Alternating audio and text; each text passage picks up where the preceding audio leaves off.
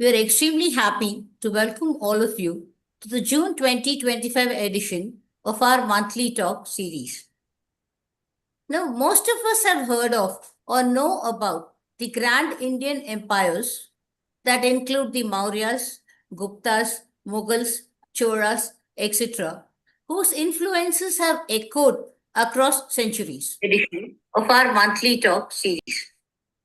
In fact, India's historic narrative largely revolves only around these grand empires. But hidden beneath these towering figures are a number of lesser known dynasties that have quietly influenced the political, administrative, economic, and cultural landscape of the subcontinent as a whole. The contributions of these dynasties, though not as widely celebrated, are still significant in shaping the local traditions, cultural heritage, and societal structures. These dynasties, though they may not be occupying the grand stage of Indian history, are still very important from the point of view of the land, literature, cultural heritage, and collective memory of the areas where they prevailed or these rulers ruled. And revisiting these forgotten narratives becomes very important for us to enrich our own understanding of India's rich and layered past history. These rulers, though they may have been overpowered by their grander counterparts, were still important and crucial architects in the cultural and historic identity of India and the subcontinent as a whole. Now, some of these lesser known dynasties include the Karkotas of Kashmir, the Gahadawalas of the Gangetic Plain, Ahom from the Brahmaputra Valley, Kachapagatas of central India, and the dynasty that we are going to be talking about today, the Nolambas of Karnataka. We are extremely happy to have with us our own Uma Rudhran, a heritage enthusiast who has been associated with Tamil Heritage Trust for the past several years to throw light upon the dynasty of Nolambas in terms of where they ruled, what were their contributions, what was their political and administrative identity, and most important, what was their art and architectural contribution to the overall history and heritage of India. A very warm welcome to you, Uma. We are delighted to have you here. Before we move on to the main program, I'd like to give you a brief introduction about Tamil Heritage Trust, which is our own organization, especially for the benefit of those who have joined us for the first time today. Can you change the slide?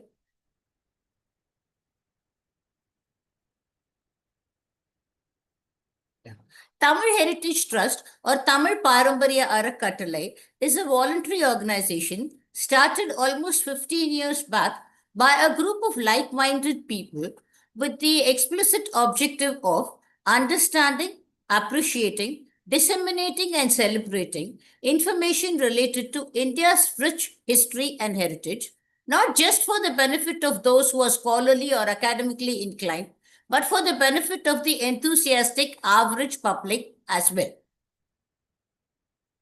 Next. Towards this end, THT conducts several programs throughout the year. Chief amongst these are talks and seminars.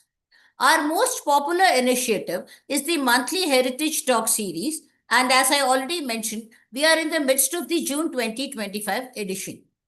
We are extremely proud to say that we have conducted this program almost uninterrupted for 15 years now and is conducted on the first Saturday of every month. We have merely changed the format from in-person events to online through and post-Corona. Another initiative of ours is called the Pechu Kacheri or the Oratory Concert, and this is an annual in-person event conducted in the month of December every year. Meant to collaborate and coincide with the Margari Isai Kacheris of Chennai, predominantly we choose a topic that has relevance to Tamil Nadu or the south of India, and across 2 days, 8 to 10 talks are delivered by experts who analyze this topic from various aspects. In December 2024, our Pechu Kacheri was titled Tollial Kapiam, and concentrated on the archaeological contributions of Tamil Nadu, and was a great success in the sense that we had an enormous turnout, and both the speakers and the audiences were very happy at the end of the event. Another very important event that we conduct every year is the Indology Festival, which is an annual online event conducted in the month of June. In fact, our IndoFest 20, Uma, can you change the? Yeah. Our IndoFest 2025 is barely 10 days away, and this year it is titled Wanderers and Witnesses Travelers Tales of India. This is an online event across 6 days, and we have 12 speakers. That is 2 talks per day, starting at 5:30 and ending around 8:30. We are covering very important travelers who have left travelogues and notes on India, including Megasthenes, Fahian, Huan-san, Al-Biruni, Ibn Battuta, then Nunes and Pace, Bernier and Tavernier, Afnasky and Niebuhr, and a whole lot of others. Yeah. This is the daily schedule of the event, and we have a fantastic variety of speakers who bring their rich scholarship and research to the platform here, ranging from Professor Trotman, who is a professor emeritus at University of Michigan, USA, to Max D, Dr. Venus Jain, Dr. Kurush Dalal, Dr. Chitra Madhavan, and a whole lot of others. We are really looking forward to 6 days of enlightenment and entertainment. And we hope all of you will join us for this event and enjoy this journey as much as we did and as much as those travelers did all those years ago. Apart from our talks and seminars at THT, we also conduct several workshops and classroom sessions on and off. Some of our workshops are one-day workshops and are titled How to See a Temple, How to See a Museum, etc. These are conducted in 2 sessions. In the forenoon session, we have a series of lectures, and then in the afternoon, the participants are taken to an actual site where we elucidate upon what was discussed earlier. The classroom sessions we have on a variety of topics like Grantham script, ancient Indian astronomy, ancient Indian mathematics, etc. Both for the classrooms and the workshops, anybody can register and participate. Another initiative of ours is called Alamar Away, which is where the target audience are the school teachers of Tamil Nadu. Over a series of weekend lectures, aspects of Indian history and heritage are discussed, the idea being that these teachers take it back to their students, thus spreading awareness about these subjects. Another program that we have is called the Docent Training, and we are extremely happy to say that version 2 of this program was concluded only a couple of months ago, and we are in the process of preparing for version 3. Here, a group of people are trained in such a way that they become docents and they are able to present historical sites and heritage monuments in a professional manner to an enthusiastic audience. Site Seminar is another initiative of ours, which is largely an in-house initiative meant for our own self-education and self-enhancement. Every year we zero in upon a particular place in India, and over a series of months, our volunteers study various aspects of the site. We then have a number of in-house seminars disseminating this knowledge amongst us. Then, armed with all this knowledge, we visit the particular site to have an immersive and total experience. After coming back, we try to document what all we have seen and understood of the place we visited. This event usually takes place in the month of January every year.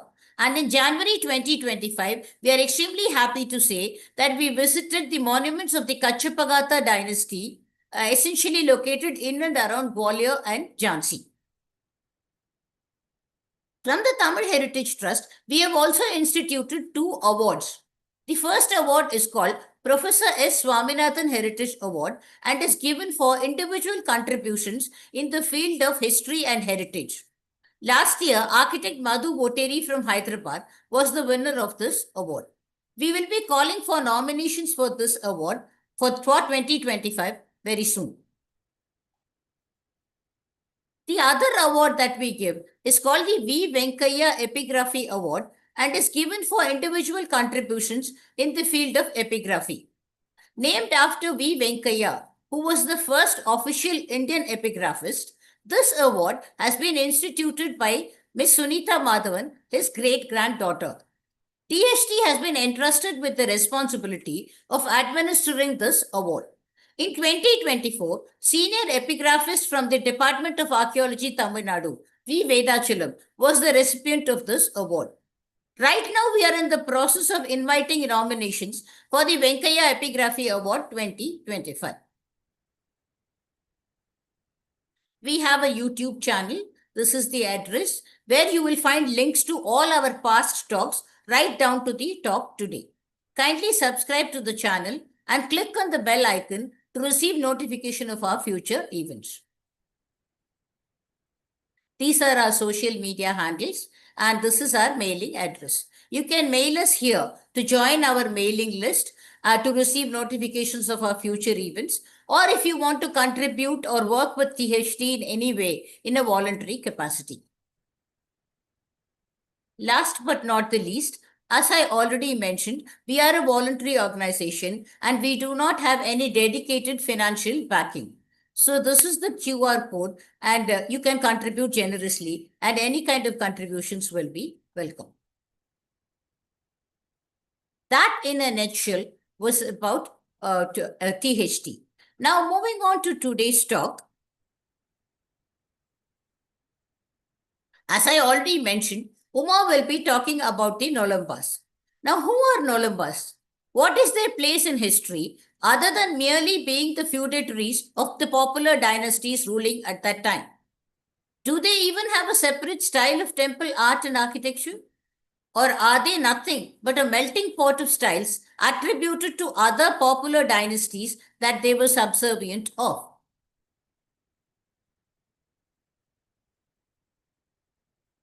While the stalwart C. Shivramamurthy, even though he admires their art and architecture, thinks of Nolamba art as little more than an assimilated style influenced by many, Andrew Cohen thinks Nolamba art and their monuments are marginalized in all scholarly studies.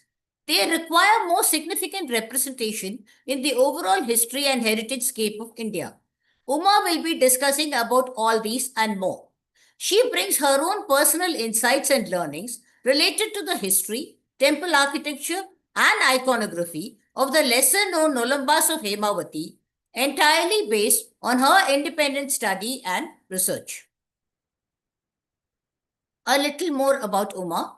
Uma is an IT professional based in Chennai, currently working as the leader of technical infrastructure service delivery for a global FinTech organization based in the USA. An avid history and heritage enthusiast, she enjoys learning about Indian art, temple architecture, and iconography. She is a regular participant in Tamil Heritage Trust's activities, including their lectures, site seminars, and workshops. Once again, a very warm welcome to you, Uma. We are delighted to have you here.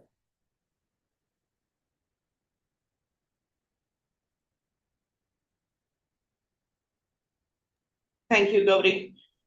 Let me share my screen.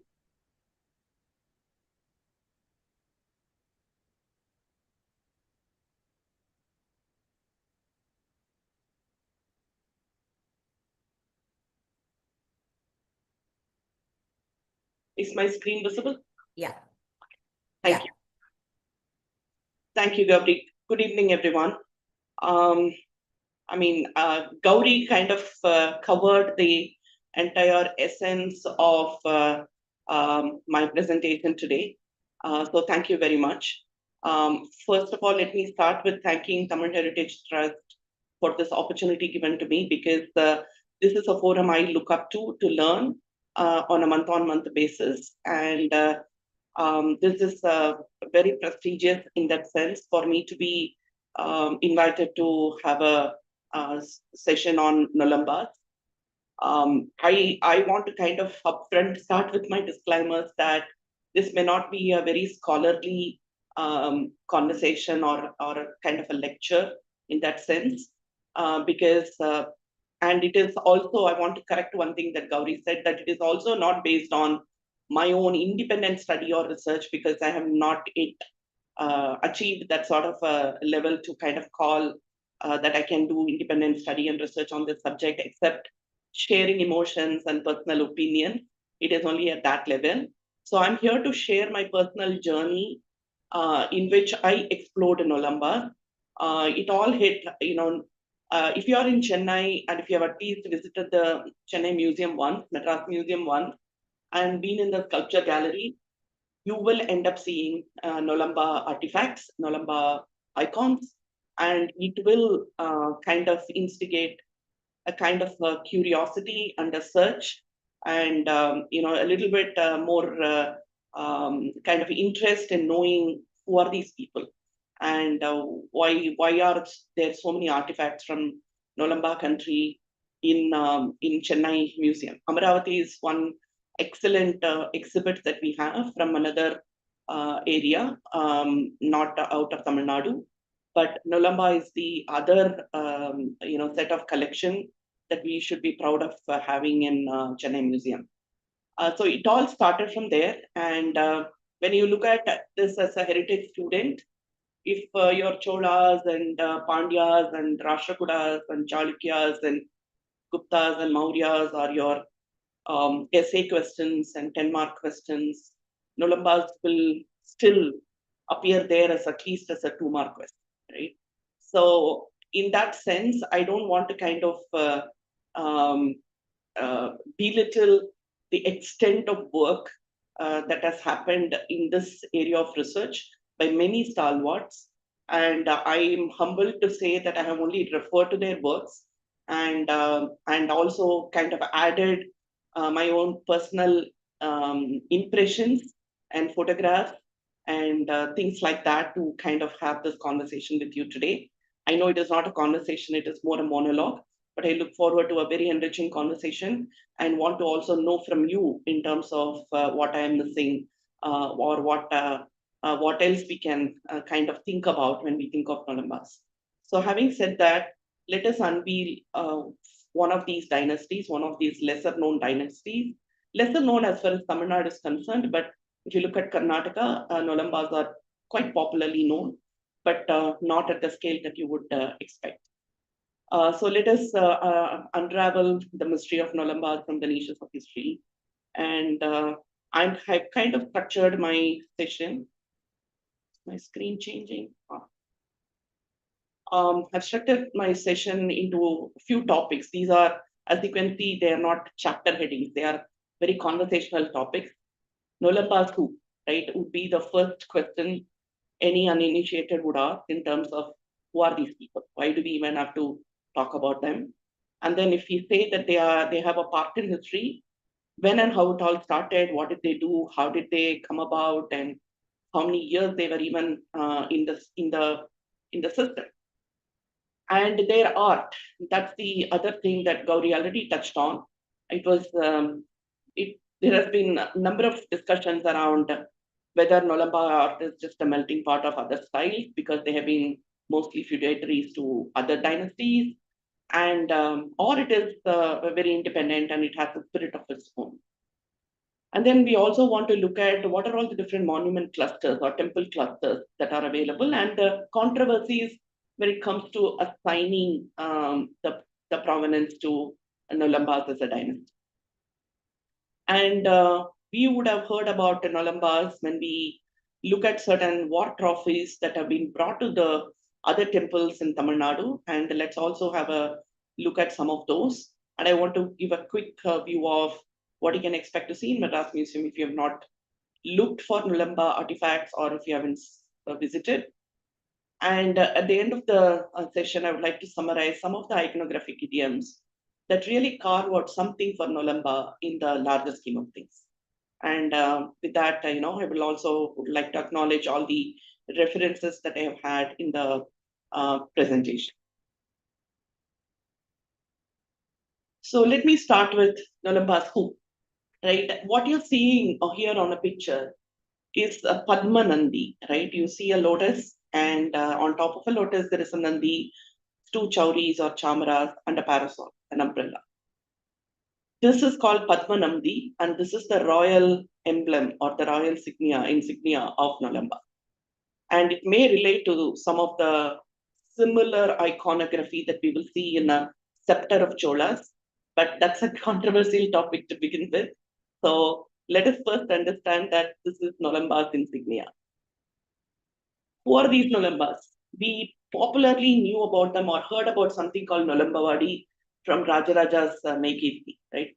So there is not a single heritage enthusiastic or a student who would not have remembered when we really chant like multiplication tables, the Rajaraja's Maikirti, and it comes about right as Ganga Padiyam, Tadige Padiyam, Nulamba Padiyam, all of that. So we have heard about Nulamba Padi, and from Nulamba Padi we know there is a geography or a region that existed that were ruled by Nulambas. And I also said that we have some water office that have been brought home to Tamilnadu. And we also kind of refer to Nolambas when we look at one of those. Other than that, we have not really seen a keen interest in terms of understanding their dynasty, both political and art history. So my attempt is just to kind of have a teaser around it. And if this kind of excites you or if it triggers an interest in knowing more, I think we would have just done justice to Nolambas. Nolambas call themselves as Nolamba Pallavas, right? They even call themselves as Kanchipati. And they have this genealogy that they are tracing back to Trinayana Pallava of Ishwara Vamsa. So the Trinayana Pallava has referred in multiple epigraphic evidences and whatnot of Nolambas as either Trilochana Pallava or Trinetra or Mukkanti also. And who this person is pretty mystic, is very enigmatic, not known or not conclusively identified as who this Trinayana Pallava has been.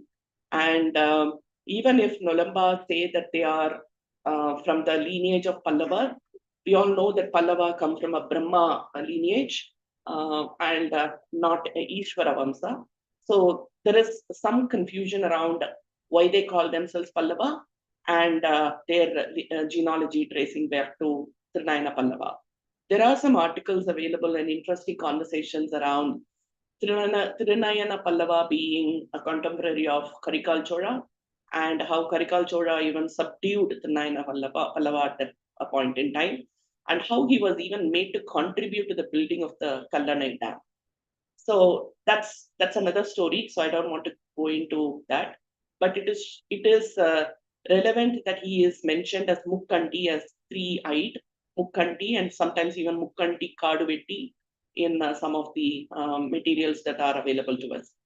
There is a pillar inscription in Hemavati dating to 942 CE that provides the genealogy of the entire Nolamba clan up to then, right? So it at least cover half of them, and it goes like Swasti Sriman, Ishwara Vamsaja, Trinayana, Kanchipatir, Pallava Jata, Tatkulajaha, Kirata Nrupati, and then it goes on as worshipper of Chandika, prized by Karnatas, victorious over enemies, and the king named Mangala as the first king of Nolamba.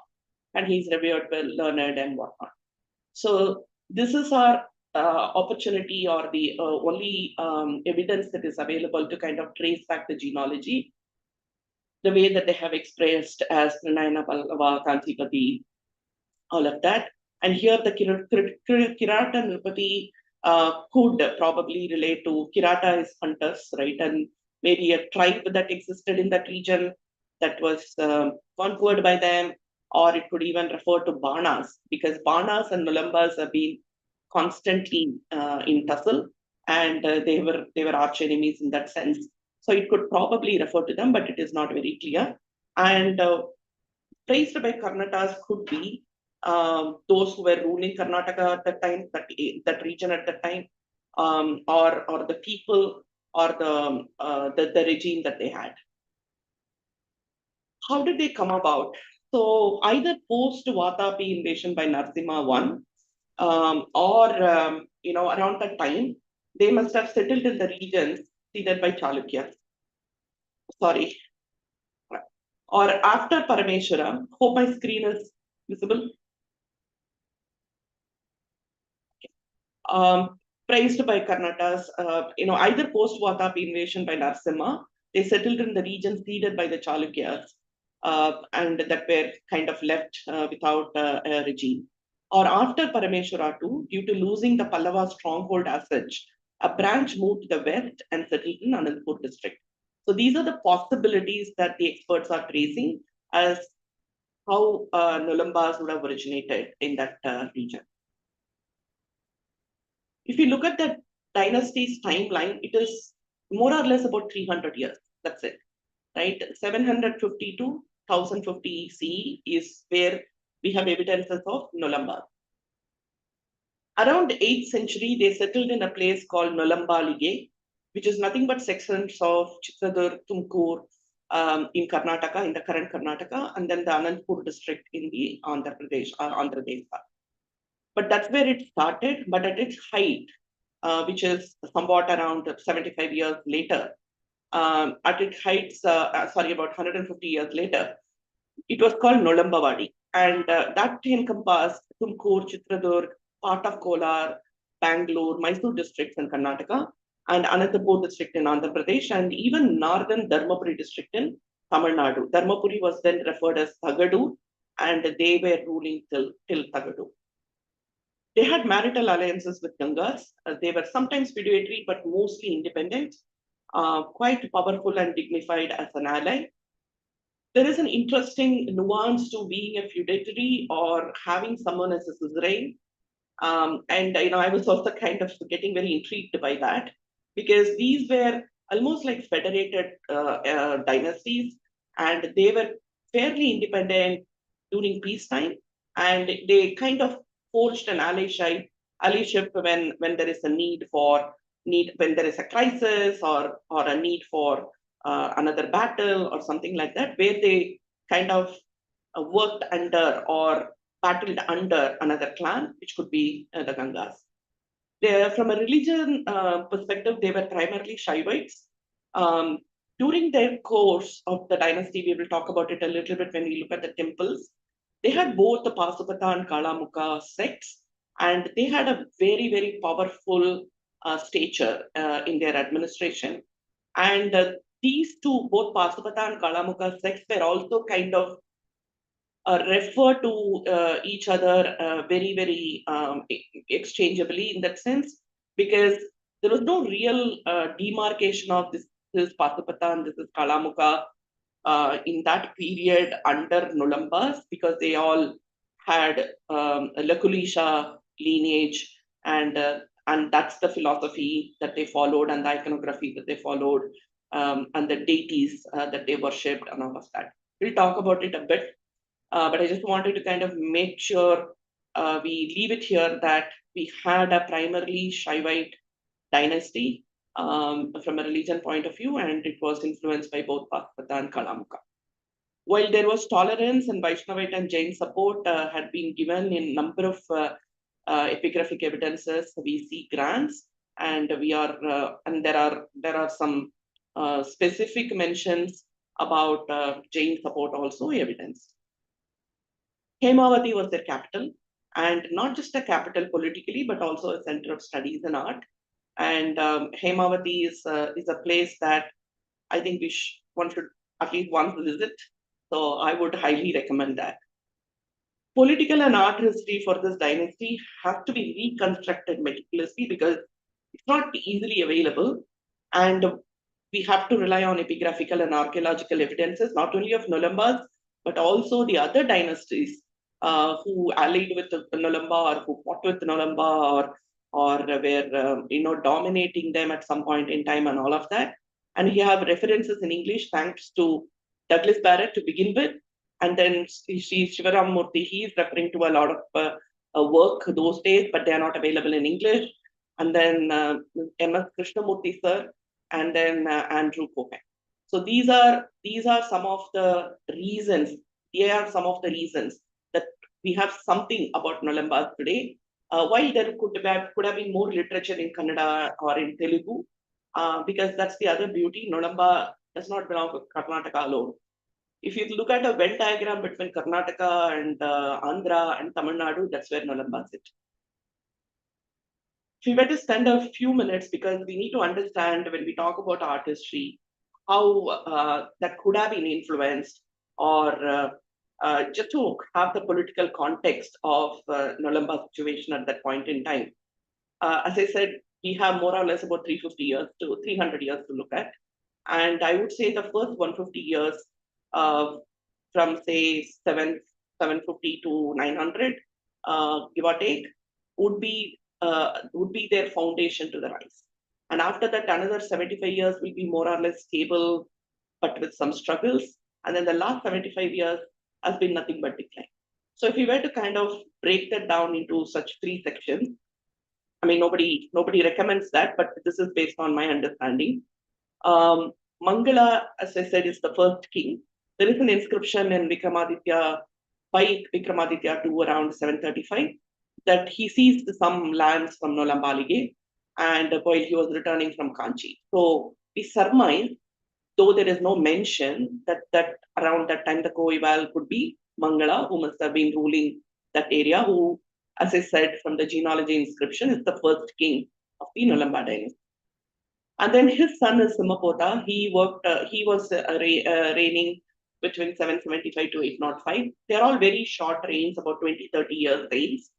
And he was having Ganga and Rashtrakuta both as his reign. First Ganga and then under Rashtrakuta. But during his period, we can find 15 hero stones, but none of the hero stones really kind of prize the overlords or give references to the overlords very clearly. And they kind of do not show Mangala or Simapota as somebody subservient to another. Because we have seen in other feudatory inscriptions that they first start with praising the emperor, right? And then they come down to the locals and then to themselves. So, but if you see in the hero stones and other epigraphic evidences that are available during that period, they have been pretty much living a very independent kind of regime, and not really, what do I say, flattering of their suzerains at that point in time. The next king in the lineage is Charu Ponnera. He ruled for another 25 years.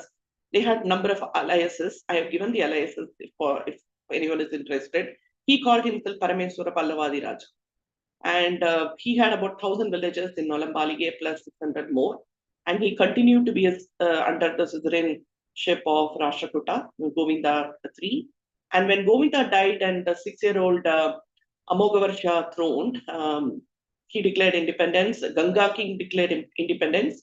And he started allying with Nolambas and Bana. So pretty much they came out of the overlordship of Rashtrakutas and moved under Ganga. And Ganga Rasamalla played a big role in the allyship and the entire flourishing of, I would say, Nolamba dynasty. Next king in the line is Porel Chora. He ruled for another 40 years or so. He called himself Pallava Malla. At that time, he had Tumkur, Chitradurg, that area fully, and some of even Telugu Chora's areas. He married Jayappe, who is the daughter of Rajamalla, Ganga king. And along with them, he also battled with Banas. So at some point in time, after Rajamalla's successor, Nitimarga Pepmandi, he took over. He had about 6,000 villages. That's the first time we hear this reference of Gangaru Sashira, which actually means Ganga having 6,000 villages, right? And these references are, repetitively found in many inscriptions. Under Nitimarga, he had a huge foothold in North Arcot also. And the inscription says that he ruled from Anantapur to Kanchi as the Nitimarga subordinate. At that time, they continued to have border problems and the Chalukya, Rashtrakuta attacks, but that didn't weaken Nolamba because they had the support of Gangas and they enjoyed a very cordial relationship and somewhat independent relationship. Mahendradi Raja is the next king who is the most famous in the Nolamba dynasty, and he ruled for about 25 years again. Now, he is referred as the Nolambadi Raja. So wherever you find any reference to Nolambadi Raja, it first only says it's Mahendra. And he is referred as Mahindamma in many inscriptions. He ruled the Ganga 6000 on behalf of Ganga kings like Nitimarga and Rajamalla too. So pretty much the Gangas have given away the key to the kingdom to Mahendra and let him run the show. And at some point in time, he declared independence in around 878, and he kind of became fully independent after defeating the Banas. And he had a lot of Burudas assigned to him, like Mahabali, Kulavitvamsa, and all that. And he also capitalized on the instability that existed at that time in Tondai, where Aparajita Palwa and Rupatunga were having their own conflicts. And he capitalized on it and he annexed Ambur, Pulinadu, Tagadur, etc. So this is Pulinadu is again the Kolar area, and he kind of moved into the North Arcot and the Dharmapuri area. He went after Gangas. He didn't stop with doing all of these things. While enjoying a cordial relationship with Ganga, he achieved all these things, but he also went after them, so he got killed in the process. When it comes to earliest inscription of Mahendra, his donations to Jains that's available in Hemavati. He is the one from whom we can start looking at the temple building activities and from a Nolamba perspective, because both art, culture, politics, power, it was all flourishing under his rule. In about 878, Mahendreswara temple was built in Baragur. That seems to be the earliest available Nolamba temple for us. And then Kalahastiswara at Nidugal in Tumkur, and then more in Dharmapuri and Nandi also. There are many hero stones available from his era, and in the later era also, because many of them are about the Ganga battles. And he was the most famous in the whole dynasty. Ayyappa Deva is the next one in the line, and he was also called Nolambadi Raja Nolipa, but Nolamba Mahadeva, all of that. And around that time, it was Nolamba Wadi, and there were 32,000 villages, including Kolar, Dharmapuri, all that we spoke about. His inscriptions continue to refer to independent dynasty. He had intermittent hostilities with Ganga, but he ended up marrying a Ganga princess. And though Rashtrakuta defeated Gangas, they remained independent, and they tried attacking Rashtrakutas on and off, but they remained independent. Anika is next in line, and he remained a feudatory to Rajamalla III because he again went after. Earlier, he was keeping Gangas as ally after the marital relationship and all that from his father, but then again he ended up losing to Gangas and became a feudatory. And when Krishna III attacked Ganga, and they throned Bhutuka, another Ganga ruler. Around that time, he married a Chalukya princess, and he continued to remain under Ganga overlordship. There are two Shaiva priests who are called out, and these names are important. We will see in further inscriptions and even a sculpture for one of them. Varunasiva Bhattara and Tribhuvanakarata Bhattara were very influential priests, and Tribhuvanakarata Bhattara, he was given the rulership responsibility for Avani for almost 40 years.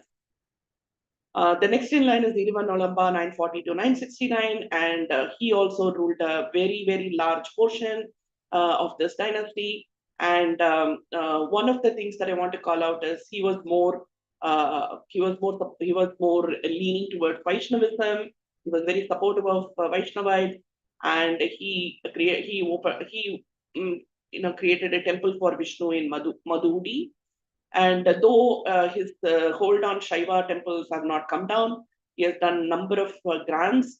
And Chiluka Bhattara, one of the Pashupata priests, well-known priests, have lived during that time. And in front of him, he has done some grants which have been recorded. And there are other, arguments about Chiluka Bhattara being a Kalamukha priest and not a Pashupata priest. That's why I said that there is always this using Pashupata Kalamukha in a very mutually exchanged, replaceable way has been one of the traits of Nolambas. It's around this time the Takkola Brajaditya war happened, because from our known Chola history, we can talk about that. And he was part of the, Rashtrakuta team.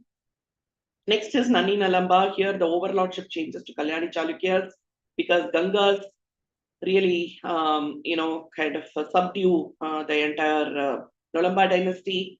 The Ganga Marasimha, he calls himself Nolamba Kulantaka. And around that time, we see a lot of upheaval in the history. Rashtrakuta declines, Parmara, Chalukyas, and Cholas, they rise. And thus, in the process, Gangas also weaken the Nolambas shift allegiance. Kodalchora too, not much known. And here is this whole section is where we can witness the decline. They kind of move from Chalukya and then to kind of Kalyani Chalukya and then remain more or less feudatories of Chalukya. It's more like, they kind of get into a lot of flattery and boasting, all of that in their inscriptions. While they have not much left to rule, they still call themselves as Lord of Kanchi, feudatory of Chalukyas, and they claim entire Nalambawadi and all that they own, but realistically around that time, they had not much to rule. And what happens is with the Chola aggression that happens, they also shift their, Khemavati is destroyed, post which they shift their capital to Kampali and continue to remain as feudatory of Chalukya. And finally, at some point in time in 1052 or something, Kampali is also destroyed by Cholas, Rajadi Raja, and the then king Nani Nolamba, he gets killed in the Koppam battle by Rajendra. After which, whatever Nolamba names that we get are not really authentically traced back to Nolamba dynasty. Sorry about taking some time, but I wanted us to have that kind of view of how their allegiance has shifted from a rising dynasty to becoming a very, like having equal partnership and kind of that sort of a relationship with Ganga. And then moving into feudatories of Ganga, feudatories of Rashtrakuta, then again kind of losing all that they earned and going into a feudatory model. So this is the kind of the rise and fall of Nolamba in that sense. When we come to Nolamba art, which is where our interest may lie, the perennial question of independent or influence remains. And as Gauri alluded in the introduction, Shivaramurthy says, he has a very rich experience, and that you have to read the book to get that feel of that era when in 1930s when he went to Khemavati and how there was no motorable road and he has to take a bullock cart, and after a point he has to literally walk for a few kilometers to reach Hemavati, where he was seeing all these sculptures, just scattered all around, and the temple all dilapidated, and how we went ahead and curated few artifacts that he brought to Chennai. I mean, it's a story by itself, but he has been very, very appreciative of the artwork of Nolambas. There is a pillar that has a beautiful inscription, and it's almost like calligraphy written in old Canary and some Telugu. And there is a carving based on Hemavati pillar, and he has written a couple of pages just on that. Right? And then there are so many memorial stones or hero stones, perforated windows, which is a specialty of Nolambas, a lot of miniatures, bulls, and a number of different mythical creatures and objects like the Kinnaras and the Jatapurushas and all the Ganas, Vidyadharas, all of that, and the way that they have been carved. And while he's very appreciative of all of that, and even the different types of ornaments, hairstyles, weapons, the postures, the furniture, he's not left anything, right? So he's kind of really gone into, piece by piece, part by part, appreciating it. At the same time, he also compares it with the styles that existed around that time, right? And he's saying that there is a lot of influence. He's surmising and he's comparing with any artifact that he looks at from Nolamba with the Chalukya or a Pallava or a Rashtrakuta, and then he kind of brings them all together, and finally you leave with the feeling that Nolambas may not have something on their own. It's either a Rashtrakuta structure on top of it, a Pallava posture on top of it, maybe a Chalukya ornamentation, right? So that's how that whole thing goes. So his entire appreciation is around propensity to seek origins to explain, And some places he calls this is unique to Nolamba, but more or less he kind of says or kind of alludes the reader to think that it's a melting pot. Right? But contrary to that, recently published Andrew Cohen, who is a phenomenal historian in that sense, was pretty much lived and slept on the inside the temple of Hemavati in the Chennai itself, right, to kind of do his work, and has lived with M.S. Krishnamurthy sir and have even rented a place in his area and all of that, right? He has done phenomenal work again. This is, when you read Andrew Cohen, it is like, why are we not supporting Nolambas as an independent spirit, right? And why are we kind of brushing them off as a style of Gangas, a style of Chalukyas, or style of Rashtrakutas? Because it is very common that when we identify Nolamba art, we may not really narrow down it to Nolamba to begin with. We will probably start with Ganga, or probably start with the Rashtrakuta influence or Chalukya influence. And that's how it goes, right? So the very identity crisis that Nolamba has been well realized and expressed and articulated by Cohen. And he kind of considers them as more than just a provincial copy of central work. And he questions the entire centrality and the periphery, right? How popular or dominant dynasties need not always influence or subdue the artistic spirit that exists in a region. And his conversation goes in that line. And he says that we need not consider a major art clusters as dominating, independent, creative, superior, and minor as derivative, unimaginative, and inferior when we study art. And according to him, Nolamba art has autonomous traits, is conscious, and it varies over a period of time, like every other dynasty's art would, and it is not just dependent on powerful neighbors. And he also proves or provides additional evidences. He collaborates his argument with the repetitive iconographic idioms that are found in Nolamba art.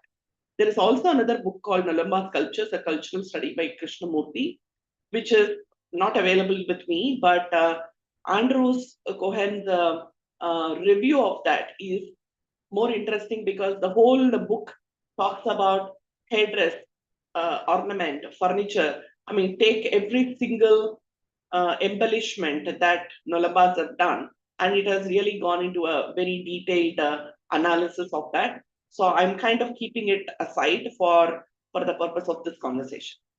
When we come to Nolamba monument groups, I'll try to quickly rush through because I am not doing very well on time.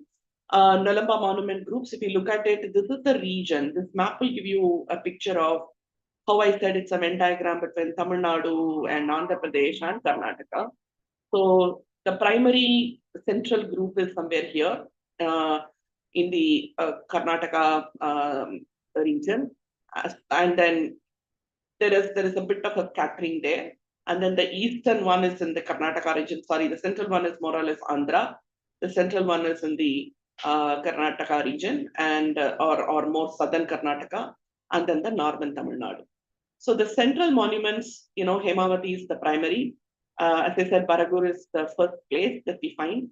There is a village called Sivaram. It's called Sivaramapuram, and that's another beautiful place with a temple. Arala Guppe, this is one of my favorites. We'll talk about that. And then if you look at the eastern groups, you have Nandi, which is the Nandi Hills Bhoganandishwara temple and Arunachaleshwara temple.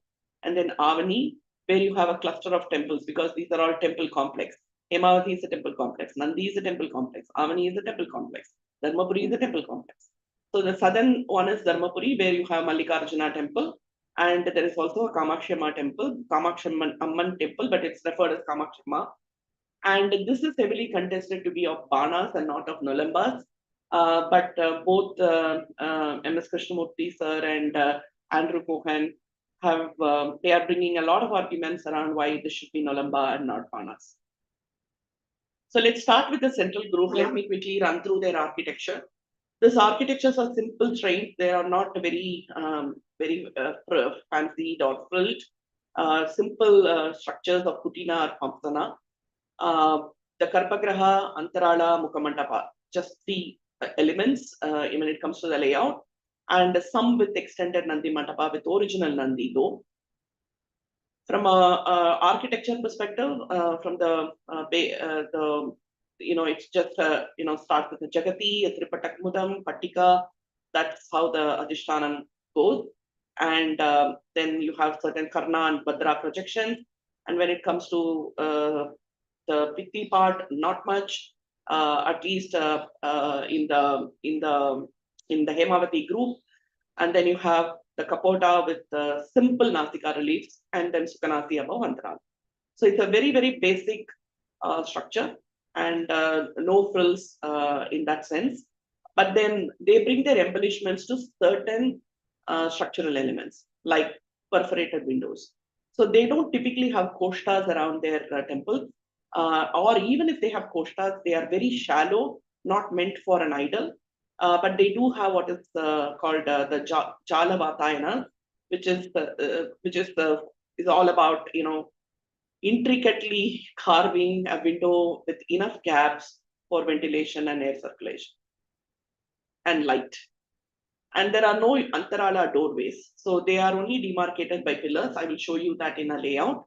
And the Karpagraha doorways are very simple and elegant, but the Mukhamandapa, that's where their work is. They really go after creating big door frames, Dwarashakas, which can have at least either 3 or 5 or even more. And the door guardians and the Dwarapalas and the Shankar and Padmanitis, and a lot of this Kalpavalli, the entwined vines and figures, you will see a lot of embellishment in those. And then the lintel will carry some auspicious objects or other iconography that you can look at. Inside the temple, proto Shrikara pillars. I wouldn't call it fully Shrikara that we have seen in other areas. It's proto Shrikara pillars with a bit of an embellishment, and the roof will be simple lantern roof, which is like the squares kind of turned in different angles, which forms diamonds. And what is important in Nolamba architecture is the Chitrastambha pillars, and that is what they use for showing different iconographic presentations. Because we look at it, their temples are Shiva temples, and the main deity is nothing but a linga, barring one. We'll also talk about that. So that is in terms of the pillars inside, and they are using pillars to the max for embellishments and iconography. And then comes what is called a Navaranga Mandapa, which is in the which is just a 4-pillared mandapa inside the Mukha Mandapa. It's just that 4-pillared area with ceiling panels. And the ceiling panels are typically divided into 9 bays, and the central portion will have Natesa, Uma Maheshwara, or some main deity form around which there could be Ashtadikpalas. So this is just one theme. They have experimented with multiple themes. We are very familiar with some of the Navaranga panels with a central figure of Natesa and all around Dikpalas, because the count gets just right. But then they have also innovated in that with bringing multiple other themes. Otherwise, in some early temples, you will just see a 9-bay cutout, but the central bay, instead of a main deity, will just have a lotus medallion, and that's it, no other sculptures. So what you're seeing here is the Hemavati complex, and there are 3 temples. I'll talk about it in the next slide. So this is how they look now, right? And the top one that you're seeing is the Siddheshwara temple, and the bottom one is the Virupaksha temple. The Virupaksha temple has been wrongly referred as Malleshwara temple in many books, which has been, again corrected. This is the architecture. This is the temple complex. The central one is the Siddheshwara. The one towards your right is Duddeshwara temple, the bigger one, and then the one in the back is Malleshwara. And if you see the time period of these temples, Siddheshwara is about a 9th to 10th century, Duddeshwara is early 10th century, and Malleshwara is 10th century. This is their current state, at least about 6 years back when I visited. This is the Siddheshwara temple, very, very, ordinary looking in that sense, but we have treasures inside. Similarly, the temple complex will look like this now with ASI literally putting block by block together. And really, they have done an astounding job getting this place set up. Not only this, and getting a site museum done, which is another marvel. This is how the doorways look like to the sides in the sides of the Mukhamandapa. You can see the different shakas. You can see door guardians. You can see Vidyadharas flying, Nagas on that are getting trampled by the Varapalas. And then one of the signature of Nolambas is also to put nidhis on the entry. So you see there is an elephant on both sides, on top of which there is Padmaniti on one side and Shankaniti on another side.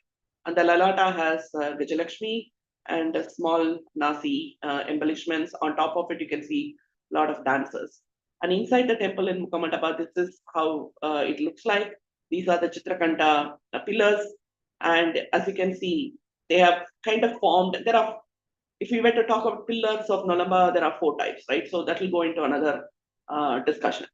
So if you look at this kind of structure of this pillar, primarily square, right, in shape and forming cubes.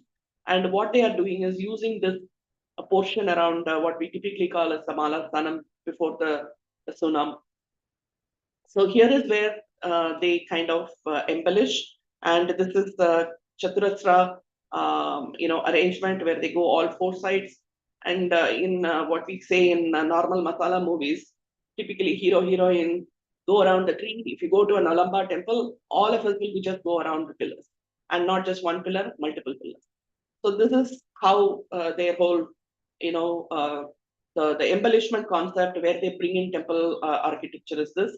You can see the ceiling panel, just plain simple 9 panel, and there will be a lotus medallion here because these are some of the early temples. This is the main deity in the temple, Siddheshwara, and this is contrary to other Shaiva temples where we have only seen Linga worship. And here the main deity itself is a form of Bhairava. He's called Henjarappa. Henjuru is the name for Hemavati, and he's the Appa of Henjuru, so he's Henjarappa. And he's also referred as Yajnariswara, so one who destroyed the Yajna, right? Which means he could be also termed as Veerabhadra. So there is a lot of discussion around whether this is a Bhairava or a Veerabhadra or from a Pashupata sect or a Kalamukha sect, all of that. But then if you look at the iconography, forgetting all of that, it's such a masterpiece, which is made of in black schist, granite. And right from the hairdo to the facial features and the ornamentation and the posture, it's just a very, very, very beautiful icon. And the way that he's continued to be in worship. I don't think there was ever any break. And with Veerashaiva cult coming in and replacing even some of the existing Shiva temples where there was iconic worship to lingas, this has not been touched. And there were references to sacrifices, animal sacrifices, and all of that having made for this deity. But then it continues to remain as the royal deity of Nolamba, right? And this is where the religion grew. This is where the faith was, and he's such a beautiful deity. The next one here is Dodeshwara temple. This is the biggest one and most intact one, as I can say. And this is early 10th century, and the layout is here. You can see this is the Mukhamandapa with all the pillars, and then in the Antarala, they create this 4-pillared space. For Navaranka, there is no doorway. They just narrow down the space with the pillars, and then the shrine, inside. This is the Dodeshwara's entrance, right? This is another masterpiece, though the lintel, they say, is probably a later period. Again, multiple shakas and, embellishments and beautiful, carvings. You have Mahishasramardini here, and I can't really identify this. But then the Lalata Patam is another beauty, in case you have not yet recognized. That's Natesa with on both sides flanked by Dikpalas. And onto the left, onto the right of the temple, of the doorway, is this very beautiful icon, idol of Ganga. So she's standing on Makaravagana, both sides Shankha and Padmanidhis. And this is, I would say, if you think of Nolamba, you should think of this Ganga. It's one of the beautiful pieces, which is very intact, and it is made not as a Koshta idol, but as a Jalavatayana, right? So the entire Jali work that they have done, is like this. So they have created a figure, all full work with enough spaces for light and air. On the other side, you see a couple.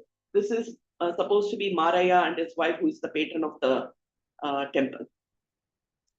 This is the Lalata Pattam, and this is how it is in close-up. So you have Natesa dancing on both sides. You have Dikpalas, starting with Indra to Nriti on this side Ishana to Varna. And you can see Uma standing here, Ganesha, musicians and drummers and whatnot. This is how the close-up looks. And then if you go around the Deshwara temple, again, these are the other windows that you can find. They are just not windows. You have Brahma, you have Subramanya, and you have Vishnu. Again, in similar fashion, flanked on both sides by Nidhis. And then there are some other, embellishments and ornamentation here on the windows. Nevertheless, they maintain the Nidhis. And here in the other one, they have two female attendants. Again, the Kalpavali entwines of the Kalpa, creepers, and then in between embedding them with either musicians, dancers, or other embellishments has been a signature Nolamba. And I didn't know that a similar one from this temple is currently in Tanjavur big temple, Brihadishwara temple. And I learned about it recently that this Nolamba window is in the closed mandapa in front of the shrine where this exists. The next one here is the Virupaksha temple. You see the Virupaksha temple, it is in a bad condition. This is the back side, and you can see the other angles here. Again, what strikes out the most is the staircases, the sopanam that they have done, with the balustrades that they have done, and then the doorway. And then inside there is a shrine. This is the other side of the staircase. You can see here there is a couple sitting on a lion, and the lion actually attacking an elephant, which is the Gajakranta Simha motive with maybe the king and queen. I have no idea. And there is a very cute Dwarapala. If you see this, there is a creeper going out of the mouth of the Makara or Yali that is there. And then that kind of goes like a trunk. And then the tussles are even shown here as though it is holding it in its trunk, right? The Yali really holding it in its trunk with the tussles. So similarly on this side, I don't have all the 4 photographs, but on this side, you see this from a book where there is a couple where the female is, embracing a male figure, and then all the Kalpa figures, Kalpavali figures. This is the doorway. This doorway is another beauty that you can see here. On top of the Lalata, the lintel, you see Gajalakshmi. The ends are some Vidyadharas or musicians, but then after them there is Nidhi on both sides, and then you see the Ashtamangala. Here it is Panchamangala. So you have the fish, you have the Darpana, the mirror, you have a Kumbha, you have a Deepa and the Chauri, and then here you have Gajalakshmi. So under the roofing, you see like how we have varis, they have these, Bhutavaris or Ganavaris. I am sorry, I have to do some sort of like a tabletop photo here on the screen, because there is no way I can show you all the pillars and the carvings in all the pillars. So I show you a sample pillar here. You can see a Mahishasura on 2 sides. There are some other figures that are, this is just embellishment. One thing that you can see is in all Nolamba pillars, there will be a Kirti Mukha, and it will be spewing pearls, a garland like this on both sides.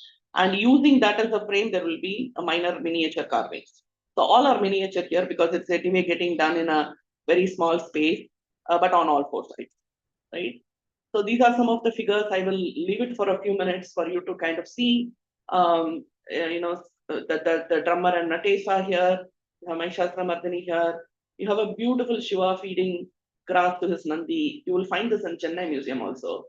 And there is Narasimha, obviously. And on the bottom, you see Kali fighting a Rakshasa. You have here, basically, this is Arjuna. And you can see the small breasts here. This is Shikandi. Here is Bhishma with the arrows. It's very, very crude, but it is still a miniature. And they have shown some of these icons. This is Ravana fighting Jatayu. So you will find such anything, because they are not homogeneous. They are not like thematic in that sense. It's not like a story that's getting repeated. It's not a narrative panel in whatever sense, but they have still used 2-3 frames to show what they want to show. So it's more here. This is Bhagirath. Sorry, it's not Bhagirath. This is Arjuna, really Arjuna this time, doing penance. And these 2 lines on this pillar, this is another a common element, right, that you will see in this sort of a pillar embellishment. You have here, you have this is Shiva in a hefty form fighting Arjuna. And there are peacocks and other motifs to use the vertical space. And here you can see a very, very beautiful Jashakanya. And there are other some loose sculptures and some stray mandapas that you can find in the complex. And the amount of work that they have done in this very, very small limited spaces is unbelievable. And this is Rati Manmata. I've just shown some unique icons. This is the Makara flag, Makara Tilja. So with Rati Manmata, there's a Ganesha. Nandis are another topics and another beauty of Nolambas, the way that they have done. But then you can see the tussle and the whole carving here. But none of the Nandis in Hemavati or even in other Nolamba temples I've seen, they have lost their ears. Right? Maybe not in Avani or Bhoganandeshwara, but they've lost their ears all along in Hemavati and other places, because there is a villagers believe that they have kept some precious gems inside the ear. So they typically, vandalize it and look for it. So that's what happened. And this is the museum. God. So where do I stop? This is like Vinadara, Bhairava, similar to the Siddheshwara form, the Chamunda Kali. You can remember this from Madras Museum if you have seen it, right? A similar one exists here, and with the Preta Kuntala, the Kapala in the headdress on one hand, the Uluka Kuntala, or the owl on the other ears, and Naga as a Kuchapanta and all of that, right? You name it, you got it from here. And this is a very beautiful Dakshinamurti with a Nandi in the background. He's Dakshinamurti because he has the Vyakhyana Mudra and the manuscript, the palm Suvadi here. And the beautiful Vishnu, Surya, Alingana Murti. This is, a feast for eyes, right? Say the least. And here are other panels that I talked about. They try to create other 9 bays and themes for those 9 bays. So you can see a Bhikshadana, Gangadhara, Kalari, and a Gaja Samhara Murti. Narasimha fighting Hiranyakasipu. There is the Kartikeya here. A very, very beautiful Varahi. There are multiple Saptamatrika groups. They are not in one group. They are all kind of scattered and they have been fragmented in that sense. There are few that are available as full 7 panels, but you can make out which group belongs to which. And they are so beautifully done. And here is a couple, and you've been to yoga, you will remember this snapping of the toes in the fingers in the foot, and a beautiful Natesa. Sivaramurti goes on and on about the Natesas of Nolambas. He quotes Kalidasa whenever he refers to those Natesas, having Puja Tharuvana, right? So having trees, how a tree looks like with the branches, or and here are other themes. Here there is Shiva with the Saptamatrika surrounding him. This is just the Uma Sahita with some embellishments and a lot of the animals like a Pashupati under him. So when I went there, it was like they were just setting this up, right? It was in the month of June and they wanted to open it for Independence Day in August. The site museum has just got ready. And this is how it was. I just wanted to share this moment, like, if you walk into a place like this, what will you do? Right? And that stayed with me forever. And this is like The next one in the list is from the central group is Aralaguppe. This is again a Kaleshwara temple, mid to late 10th century. It's about 100 kilometers away from Hemavati. And when you look at this temple, some of us won't even bother to visit, not from a religious or a spiritual angle, but from a heritage perspective, we will think, okay, let's move on, right? But it is a treasure trove. This is what it has, right? A beautiful, window, perforated window. Look at the doorway and the shakas, and you know, we are all big fans of Chola's Bhutavari and Ganavaris, and Takolam remains in our heart all the time. But look at what they have done here, and then there is a Gajalakshmi in the lintel, and this is not it. You have to go in. And on to the side of that shrine is where this Uma Maheshwara is, very, very beautiful. The gentleman who takes care of the temple lives very close by. He has a lot of hibiscus plants. So usually he will decorate it with about 100 hibiscus flowers. And it's very difficult to really find the beauty of this. I just picked one from Facebook. Such a beautiful and well ornate. And you can relate that this is in similarity with the Siddheshwara sculpture we saw in as the main deity of Siddheshwara.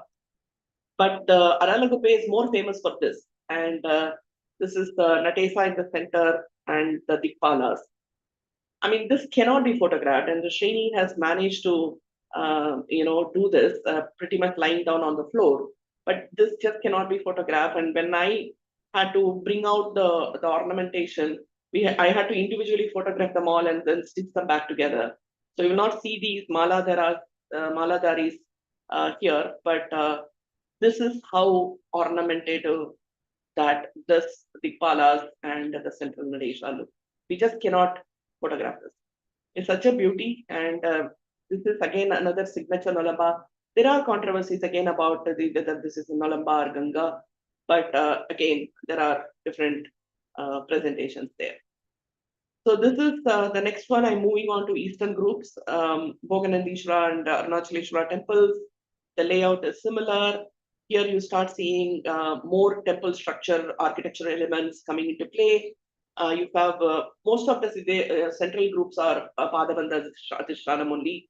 Siddheshwara, they suspect it could be Pradibandha but the whole Adhishtanam has gone down under the floor, so not much can be inferred from that.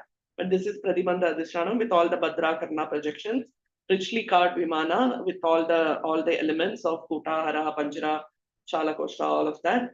And if you compare between Bhoganandishwara and Arunachaleshwara, Arunachaleshwara is a little later, and it has more advanced, the jali work in the windows and all of that. So again, I'm rushing through because I have just 10 minutes to close, and I have so much. So amazing work in terms of making these Ganas play how playful they are and all of that. I mean, one cannot but remember Kailasnatha, that frame where you have the Ganas dancing and frolicking, but this has its own place as well, right? And this Nataraja and Kartikeya, and this is a Varuna, and Kartikeya's windows have been effectively used for plumbing water in and all that. This is the central Uma Maheshwara in the Navaranga panel, ceiling panel. These are all some of the iconography and sculptures in the Nasi, in the Vimana. Again, very, very embellished, ornate. If you see one of this, I thought I had it, maybe this one. The third picture in the bottom from the left, that's actually entire Kiratarjuniam, depicted. All the arch positions have all the scenes. And then you see Shiva Parvati sitting, and then below is Arjuna in Anjali Hasta. I mean, that's the level of intricate work that's been done in this temple. Eastern group, if I come, it is Avani. It's a Rameshwara temple complex. You have Rameshwara, Lakshmaneshwara, Bharateshwara, Shatrughneshwara, and Anjaneshwara. There are 5 temples. Some of them are later. Lakshmaneshwara, so Rameshwara, Lakshmaneshwara, and Bharateshwara were one group. And then the others, I think, came about later, or maybe I'm wrong. This again is a very, very ornate Pradibandha Adhishtanam. These are all those the Karnataka style, Karnataka style. But the superstructure is a later addition. The layout is pretty much clean and simple as you would find in any Nolamba temple. And this is how it looks. And again, if there are 5 temples, there are 5 Navarangas and 5 different types of Navarangas. To see the typical Uma Maheshwara with the Dikpala theme continue. This is one is from I think Lakshmaneshwara, the other is from Bharateswara, I think. One might wonder if I were to keep the Uma Maheshwara in the same position facing us, you will see Indra in the bottom here and Indra in the top there. It depends on the side the temple is facing, right, where the deity is facing. So you will find how that changes depending on the temple orientation. And I was literally worried what's happening, whether my pictures are all wrong or whatever. But that's the. And you have seen some of these things in Hemavati that continues here. But you can see both in Nandishwara, Bhoganandishwara, and in Avani, they are getting more and more refined. You have Vamana and Trivikrama here. We saw exactly the same thing in Hemavati that was very, very basic. And that has become pretty advanced here. And two-armed Ganesha. And this is the Tribhuvana Karata Bhattaraka who ruled Avadi. And there is an inscription next to him. And Aniga himself, I think, has his own statue there. And this Nataraja is another phenomenal Nataraja who's been again in the circumambulatory path. This is almost like shout, not made like a window, but it resembles so much to our Kuram bronze with the Urdhvajanu and all that. This is the southern group. Southern group has 2 temples, Mallikarjuna and Kamakshama. And the Kamakshama temple, as I said, is contested to be Banal. But there are a lot of arguments presented by these 2 gentlemen, both M.S. Krishnamurti and Andrew Cohen, that it is Nolambas, due to the inscription evidence, due to the stylistic evidences, and how we are seeing the temple architecture elements are different for all these regions, but somewhere they connect together, right? And the first one that you see below the blueprint of the Adhishtanam is the first one is Mallikarjuna and the second one is Kamakshi Amma. It's exactly the same way on the top. So the first one is Mallikarjuna and the second half is the Kamakshi Amma, just to show for comparison. And some of the Navaranga statues are here. The pillars are slightly different. You can see this is the other type of Nolamba pillar that I talked about. This pillar is fully engraved, and they started this in Dharmapuri, where in one temple they like storyboard the entire narrative, and then they pick a few and show it in more detailed form or with more prominence in other pillars. Right, in the southeast corner they embellish it fully, and then other pillars they will just take a few and they will put a spotlight on, right, or they will make it big enough, right? It's like showing a miniature of miniatures in one pillar, the entire narrative, and then elaborating them in the other pillars. That's another thing that they have done. So we have trophies in Tamilnadu. I cannot skip this. So what you're seeing is Thiruvayaru, right? It's a Tenkailayam, and you can see there are 44 pillars. I mean, it's almost like Rajendra or his generals had a souvenir shop on the way that they picked up one when they come back. It's like they have brought so many of these souvenirs, as we politely call it, but war trophies, which they pretty much looted in other terms. They brought to Tamil Nadu. So this is Thiruvayaru, and not kept very well. On one side there is Annadanam going on and cooking going on, and the other side they have made it a dumpster. But here are the beautiful pillars. Again, you see the Srikara, proto-Srikara pillars, and then the typical Nolamba pillars with the Chaturasra where the iconography is present. So we talked about this. This can be photographed in multiple angles. The next one is in Gangaikonda Cholapuram. We have the Saura Peetam or the Surya Peetam. On top, this looks like this, like a Padma. And then on one side, it is Surya with all the horses and all that. And then there are these figures, right? One in some yoga form, or with the 2 lotus or in hands. with under which there is a Vidyadhara, and then on two sides in front of these forms you have the wheels to indicate that this is the Surya's Ratha, right? But there are only 8 figures, and KP Ravichandran opines that this could be the 8 Suryas referred in Rig Veda, because we probably didn't come to Dwadasa Adityas at that time, but Rig Veda only refers to about 8 Suryas or 8 Adityas, and he says that this could be them. And in Triloki, we have Rati Manmata statue, and that's another common thing that you have seen from, say, Aralaguppe or the Siddheshwara style. And then here there is one Rishabharuda Uma Maheshwara on Nandi. And this I already showed you, Jalavatana in Brihadishwara temple. There is one in Kantipuram also. It depends, right? This is not all. We will find, depending on where we go, some remnant of Nolamba sitting in one of the Tamilnadu temples. Coming to Madras Museum collections, there are 17 artifacts that Shivaramurthy is saying, and THA has done this fantastic job of taking a lot of students to the stone gallery, and I can see a Nolamba sitting right there in the end, or right behind in the other picture, blurred and whatnot, right? So it'll be lovely to kind of take a trip just to see the Nolamba artifacts in Chennai Museum and recollect how they looked in Hemavati or Aralaguppe or Nandi or other places. So here you have the Ganesha, Natesa. I mean, each one requires some appreciation time, because to be respectful of what Mr. Shivaramurthy has done, he spent at least a page on each of these. Right? This Natesa, this is like a Prishta Swastika pose, because we have seen it in Melakadambur and all, where you have the backside visible here. The torso is completely twisted, where the top portion of the body faces front, while the bottom portion of the body faces, is the backside. So this Uma Maheshwara, again, the beauty, right? The casuality with which Ma is sitting, Shiva and Virasana, he has the Citrian, the Bijapura fruit, Trishula, Naga, the hairdress, amazing.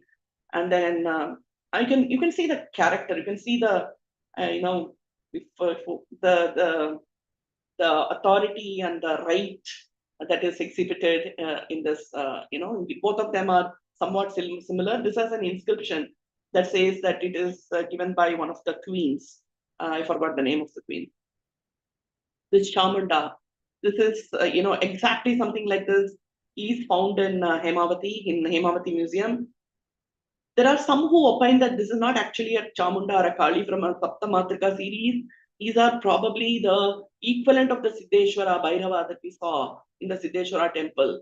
There should have been a female deity temple also, and this must be like one of them. The Surya, again, another beautiful figure. Vinadhara, they must have been again part of the Saptamatrika series. There are many of them. There are 2-3 of them in Hemavati. This is a couple, but they say it is Rama and Sita. And because it's very princely in nature with the Sirish Chakra and all of that, he also shows the Abhaya hand and keeping his hand on the female's thigh. So this is considered to be Rama and Sita. These are all the different pillars. And for each of this, Shivaramurthy also quotes a poetry from Kalidasa to this looks like this verse from Kalidasa, right? And so it requires Gopu or Rajni ma'am to kind of recite it and tell us, and us looking at it and kind of appreciating in the museum. So this is warriors are fighting. They are all in elephants, and they are fighting, and there are inscriptions. This inscription and one more is the one that is for that period. The way that it is inscribed, is amazing. Shows the skills. And here is a piece, a fragment from the Ashtadikpala panel that you can see in Ruti, Yama, and Agni in that side. It's just a fragment. There are other pillars. Here is one more Shiva feeding Nandi grass. And this is a Dwarapala. This pillar is outside in the museum. It only talks about Mahendra's lineage and all praises about him. And on the other side, there is a carving of Mahendra himself. So it's very, very faint, not very deep, but it is Mahendra. And this is from Dharmapuri, actually. This is the coronation of a Shaiva priest called Vidyarasi. Let me come to, I'll just take 5 more minutes and I'll be done. The iconographic idioms, if you see, the Jalavatayana, which is the perforated windows, it existed before. It's not that it didn't exist before. The kind of embellishments and the finesse and the filigree type work that they have brought in, that's Nolambas. The Dwara Shakas, again, they existed before. Again, the amount of the 3 or 5 Shakas at that point in time and the kind of leave the temple simple, but let's focus on the Dwara Shaka is again a Nolamba character. Shanka and Padmaniti on either sides, right? That we have seen it multiple times. Chitrakanta pillars themselves, that is very, very signature Nolamba with the Chaturasra for iconographic presentation. Navaranga, again, very simplistically existed before Nolambas. They kind of went around innovating how to use those 9 bays, and they did very detailed work on those. Lot of mythical elements have been, brought in as pillars, right? I mean, you see a lot of Kalpa Vriksha and Kalpa Vallis and the wine for entwining and the circling of every other miniature figure. But then you will also find a lot of animals, birds, and kinnaras and all of those mythical, animals and beings. The Ashta or Panjamangala, in one shrine, I think, they had 16, I think in Shivaram or something, they had 16 mangalas, which is 8 on each side kind of repeated, or all 16 unique, I forgot. But they had 16 mangalas. And then the figures are very well defined. The Mahishasura that you're seeing in this picture is from Baragur. Very well defined pictures, very hefty, plumpy, and vigorous. They have the spirit in them, but you can't always look for elegance and beauty. I mean, Ganga was an exception, right? I mean, among what we saw. And the details and ornamentation differ from cluster to cluster. There's a very difference between what we saw in Hemavati versus Nandiyamani group. I have not been to Dharmapuri to know enough, but there is a palpable difference in the style that we see in Dharmapuri also. So very intricate forms to very simple, elegant kind of a thing seen, and they also vary by time, and that happens in every dynasty, not just Nolambas. The proportions are not very standardized. Maybe it is an indication of a lower level of adoption of our Talamana or agamic prescriptions. It's just a question for to think about, right? Because sometimes the sculptors use the miniature space that is available, and they kind of bend the figures to suit the space available, right? Or they kind of provide prominence to the face and some other feature to identify them, but then leave the other parts disproportionate. So some of those things can be found. So these are all some of the, what do I say? The sheer markers of something is a Nolamba can be, picked up from here. So a couple of, I could not have even had this level of appreciation if I had not gone to these places or some of these places. But these books kind of gave a different paradigm shift in appreciating Nolamba as a dynasty and Nolamba's art. So Hemavati by Douglas Barrett. It's a very small booklet. I wouldn't even call it a book. It's 20, 30 pages. Nolamba Sculptures by Shivaram Murthy. Nolamba, the Political and Cultural History by M.S. Krishnamurthy sir. And then Andrew Cohen has done a phenomenal work. It's a lifetime work in terms of the temple architecture and the sculptures. And you can see what sort of a defendant he is for Nolambas, and how he carried the burden of proving Nolambas have an independent spirit and have a style, and they cannot be kind of ignored in the pages of history. The entire burden you will find that is carried by him. And then Encyclopedia of Temple Architecture, we have a chapter on Nolambas of Hemavati by K.V. Soundaraj, and a number of digitized journals. It's like a rabbit hole. You just start researching, and then you will suddenly read something that is totally not relevant to Nolamba. So that kind of a journey also occurred. Many of my photos are, my photos, but I have really relied on Thomas Alexander, sir. He's a heritage enthusiast in Bangalore. He posts in Facebook. He has done what is called a Nolamba run with this Cohen's book. And he has pretty much covered everything under the sun that's Nolamba. And he has such a, collection. Srini, KP Ravichandran, Swaminathan Natarajan, his photography is, par excellence. And Panduranga Sharma, who the Aralaguppe photos are from his site, and a number of other. And of course, I have to kind of learn how to even pronounce some of the Nolamba king names, thanks to our Shankar Narayan, was able to, kind of get through that. The Durga here that you're seeing is is the recent revelation of a Nolamba origin, which is in Uttanuru. This Surya has been just excavated about a few years back, and it is again attributed to Nolamba. Thank you, and I have taken 8 minutes more, but I don't know if we have any time for questions or do have the capability to answer your questions. But having said that, thank you for your patient listening of this monologue. Thank you, Uma. Can you close the share? And we do have some questions. I have many questions. It's more a question of how much time we have to talk about this. It doesn't have to be a question and answer. It can be a discussion. First, couple of simple questions. Some of which you may not have an answer. Balaji Dandapani wants to know what is the connection to Nolambur in Chennai, whether it is connected to Nolambas. Any mention anywhere in the various literature you looked at? It's there in Facebook. So somebody has written about it? Somebody has asked this question in one of the posts, and Uday Shankar IAS himself, he has mentioned that it could have been during the time of Cholas, they could have named something that way.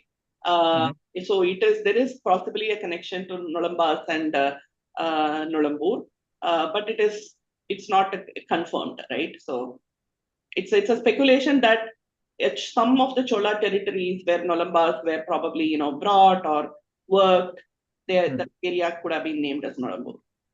Okay. Now let's go back to the some of the most basic thing. We get to see in Rajaraja's inscription, you started with where Nolamba Padi comes. Where is the first inscription where they self-identify themselves as Nolambas? Or are there others? I don't remember Pallavas ever mentioning Nolambas in any of their inscription, to the best of my knowledge. I don't have the same understanding of Rashtrakuta or a Badami Chalukya mentioning Nolambas anywhere. I don't have that understanding. So, in your research with the books that you have looked at, has there been a mention of them in those, as Nolamba, or any similar nomenclature? So, as I said in my presentation itself, there is no reference of Mangala as such, who's the first king, right? But there is a reference that Vikramaditya too, when he was returning back from Kanchi, he kind of annexed some territories of Nolambavadi. So annexed some territories of Nolamba. That seems to be the first reference to Nolamba. As in Nolamba or Nulamba or Nolamba. At that time, it was probably only Nolamba Lige, right? So it's only around that time, and that year is around the same time as Mangala's space, right? That's why we thought it would be the same period of Mangala. I think it is 735 or something. Which is the time the Pallavas were ruling most of the northern Tamil Nadu. Correct. In a sense, directly, indirectly. Correct. And they don't mention Nolambas at all. No. Though there, the inscriptional availability itself is fairly low of this kind of a detail during the Pallava time, and later only we get more details. Now let's look at something else that you mentioned. You were talking about a lot of hero stones. Yeah. Do the hero stones have any writing? Should be. Yeah. You also mentioned that they don't mention Nolambas or the kings themselves. No. The hero stones do not mention the overlords. The hero stones mention the kings, the Nolamba king. They only talk about Nolambas. They don't go beyond Nolambas. Okay. See, when people started flattering the emperor and then come to the vassal or the feudatory, right? But they don't do that. Even in, say, for Heliodorus pillar, this guy is starting with, the primary Maurya Gupta emperor and then coming down to whatever. Things like that are not found in these, right? They start directly with, under this Nolamba king, this happened, he died and he fought well, all of that, right? That's the whole narrative in Hero Stones. In Hero Stones, there are a number of inscriptions. They refer to the battles. They refer to the, say, Ganga Bana battle where, Nolambas allied with Ganga, or between Ganga and Nolambas, they had a battle. And the hero stones are erected in honor of a brave warrior who died in the battle, right? So that warrior's name, that lineage, all those things appear. In fact, I think it is Riva Nolamba or someone who has. There is one in Madras Museum for one of the heroes who died, who's Erega and some name, right? So for this guy, under this person's rule, this battle happened and he died, and they kind of go on talking about the enormity of the battle and some of those things. And then there is one hero stone which even shows how somebody who died in a battle is being taken to heaven by the heavenly beings, and he is even given like a Deva Padavi, right? So those kind of things exist here. Okay. I want to ask one thing. What stone did they use in their temples? You should know, Gauri, because it's like typical granite is what we can see, right? Okay. Because but there are those black schist, right? Where you have that extra polish and all of that. More like, because the ornamentation is very intricate, at least around the doorways, no? Granite. Too good to be for granite, like. Yeah. Uma, though I have not, I've seen the Nandi Hills temples. I've not seen Hemavati or Aralaguppe or Avani. Nandi Hills is granite, clearly. But the level of intricacy that you are showing, I'm quite surprised that they can achieve that in granite. Because even especially the ceiling panels, and then secondly around the doors, like Lalatapatnam and all. The ceiling is manageable, but because it's still fairly large. But the one above the Lalatam, so that is where above the door frame. Or some of the miniature panels on the pillars, like very, very interesting. The pillars particularly. Yeah. See, the Hoysalas have achieved that in a softer stone. Yeah. But this is a little surprising. So there are some green stones mentioned, there are black schist mentioned, and then there are granite. So I'm not qualified to kind of differentiate which is what, but at least the Navarangas, I can say for sure it's granite. The doorways are all somewhat more malleable than granite. You can see the color itself is somewhat differentiated from the other wall, the temple walls, right? So that is there, and the staircase that you saw in say Virupaksha, that's a different stone by itself. It's just so contrasting. But overall, if you see Avani, it is granite. Yeah, even the war trophy pillars, they look like granite only, clearly. Yeah, those are granite, certainly. Right, yeah. Okay. Kala wants to know, what about the literature during that period? Are there any literary work of Nolamba period? I am not aware I'm not read in that line at all. I've not really looked into that line, but I know from a language perspective, they had both Telugu and Canaries, because it was a mix, because again, it's a Venn diagram, right? I mean, it's like the regions are touching everywhere. So there could have been, language. It's a perfect triangle where you have Tamil, Yeah. Telugu, and And Kannada. Kannada being spoken in that circle, basically. Kongu belt of Tamil, right? The Tagadur and that side, right? So, The Dharmaburi, Krishnagiri, Dharmaburi, Krishna. even extending into Kolar, Nandi Hills are also sort of yeah, Tamil Kannada region. And of course, Anantapur yeah. is right in the Telugu space. So I don't know. The inscriptions are all in old canneries. They are not in, and some later one in Kannada and in Telugu. Sorry, but it's interesting. If you go to Hemavati, they belong to Andhra Pradesh, but they will speak Kannada. That their village. Yeah, the current Now, yeah, boundaries are somewhat random. So the way I see it is that it's largely a Kannada speaking group who had the names of the kings clearly indicate a more Kannada lineage. From what I can see. correct. And I don't know. The answer is I don't know. To answer Kala's question, I don't know. It's a good topic to go after, but we have I had limited bandwidth. Sure. The reason why I'm even trying to understand is that Gangas are mentioned continuously on either side. They have had a much stronger relationship with the Tamil region and the Kannada region, and they are sort of both in a sense. But Nolambas are not mentioned in the same light. And that to me is a bit of I want to understand the Ganga Nolamba connect. And you mentioned that Nolambas became, besides being tributaries to any of the dominant king, they also came under Gangas for a while.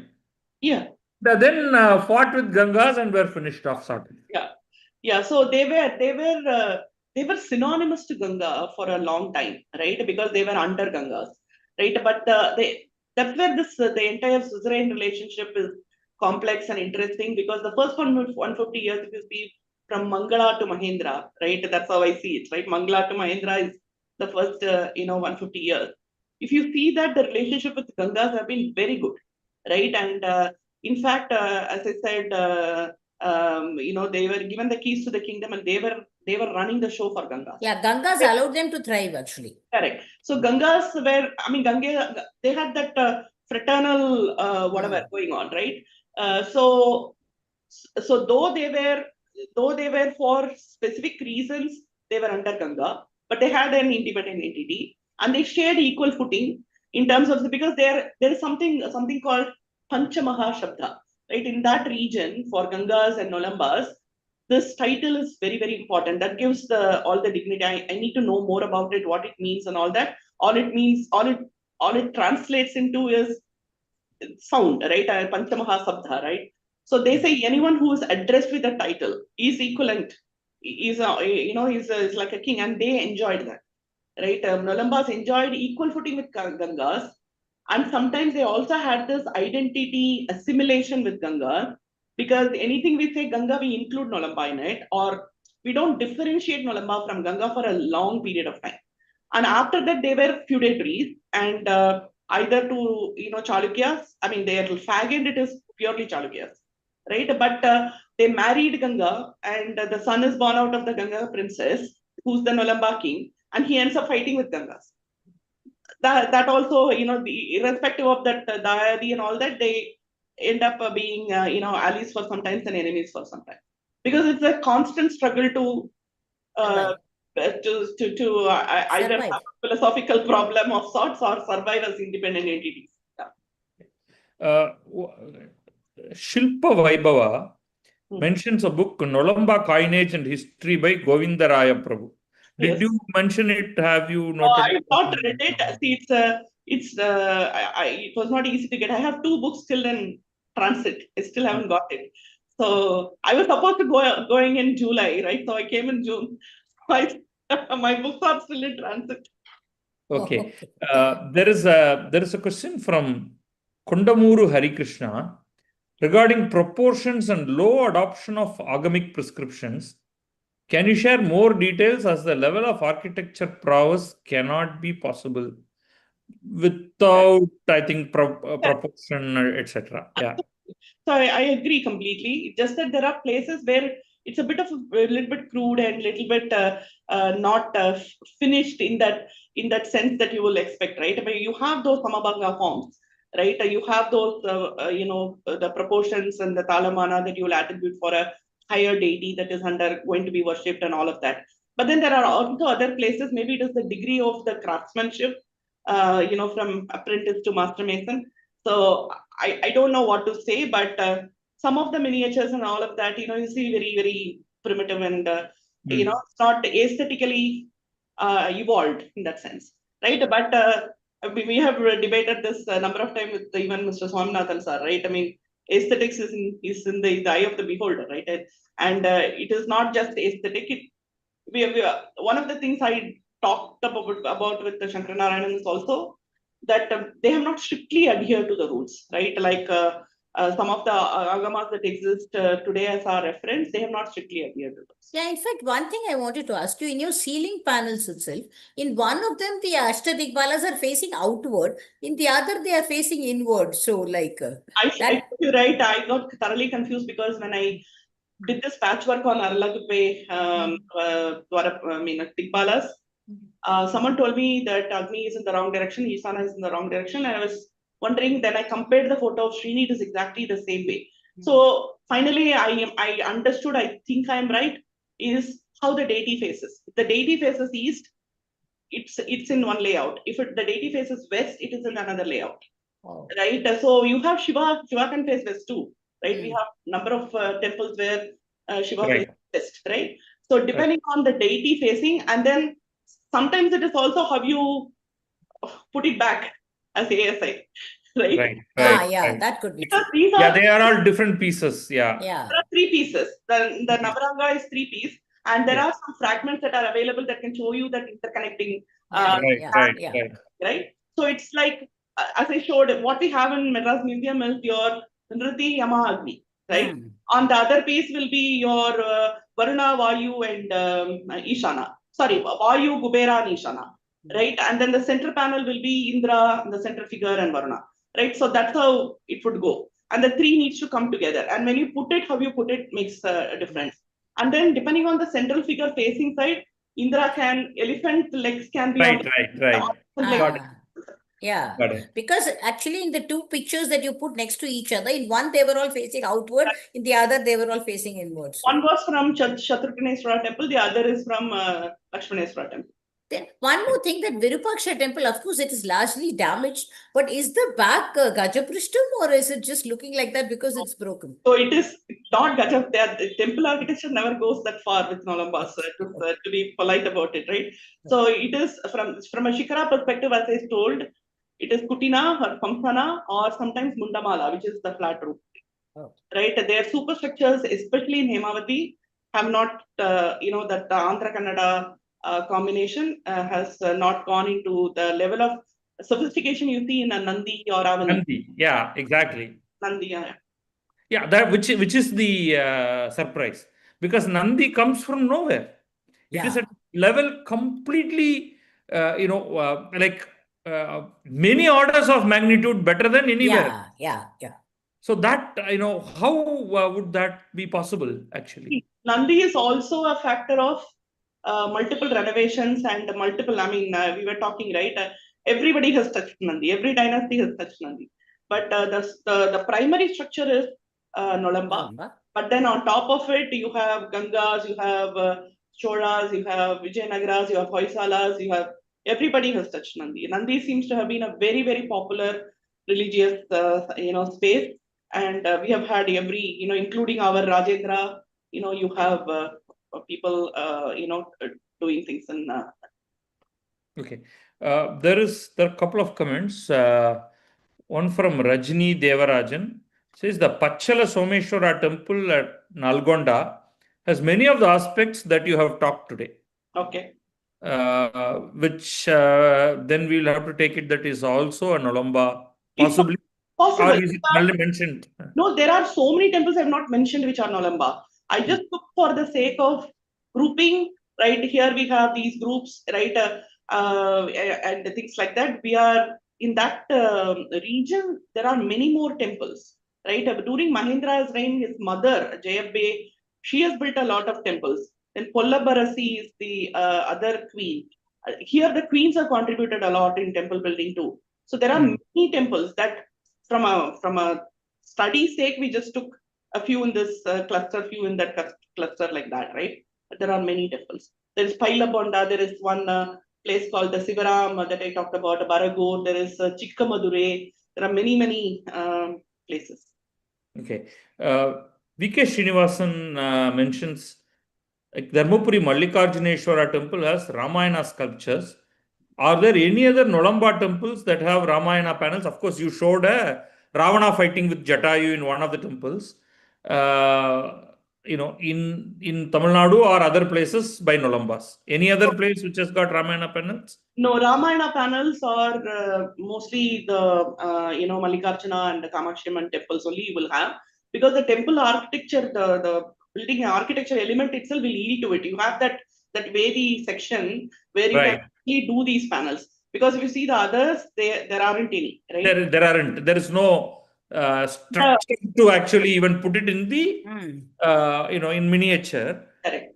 But so that itself may be a Chola inspiration, which we have been seeing right across from from all the early Chola temples of having Ramayana panels around, right from Pulamangai to other places. Possible. So there is again another interesting thing, right? Like what Nolamba would have been inspired from Cholas, or what Cholas would have been inspired by Nolambas too. For example, some of the Siraj chakras that we see behind the head, Shivaramurthy even goes to the extent of saying they have seen this and they have done the bronzes.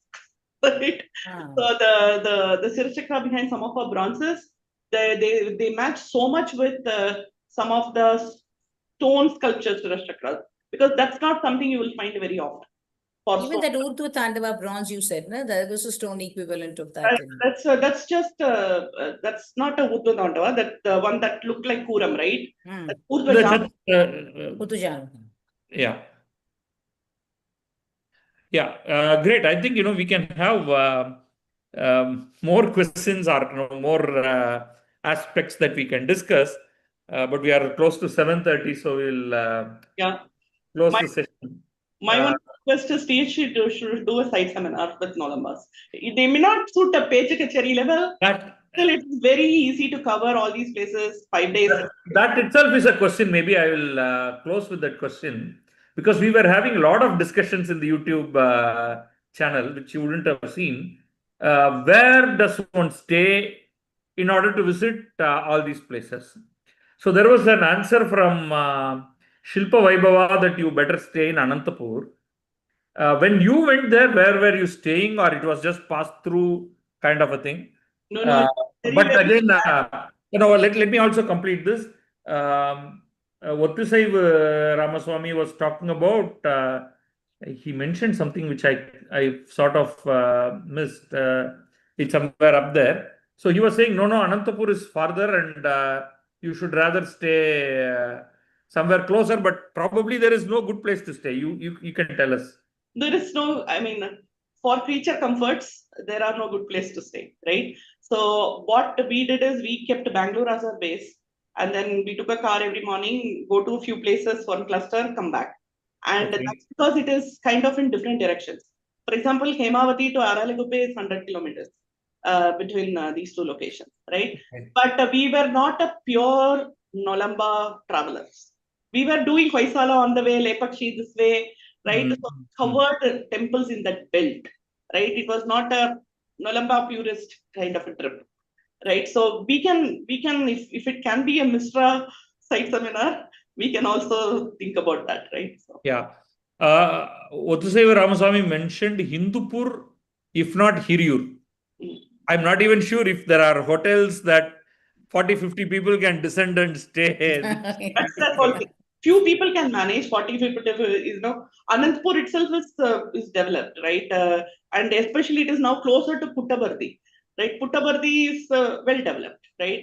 Because of Satya Sai Baba and all that, right? No, also Anantapur has this Kia car factory So Yeah. probably there will be a lot more of Real. decent, staying places probably. Yeah. And there are again, places close to that, Penukonda and Penukonda.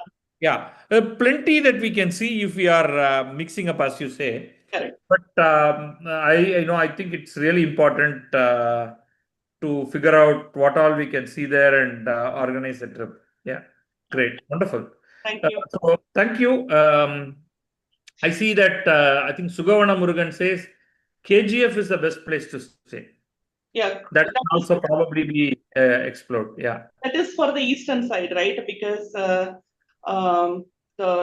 Kolar Mutyalamma, that belt, and then Avani is very close to Kolar, right? So that belt will work. Dharmapuri, from there we can go. So Dharmapuri can be a good place for for each belt we need to shift bases. Correct.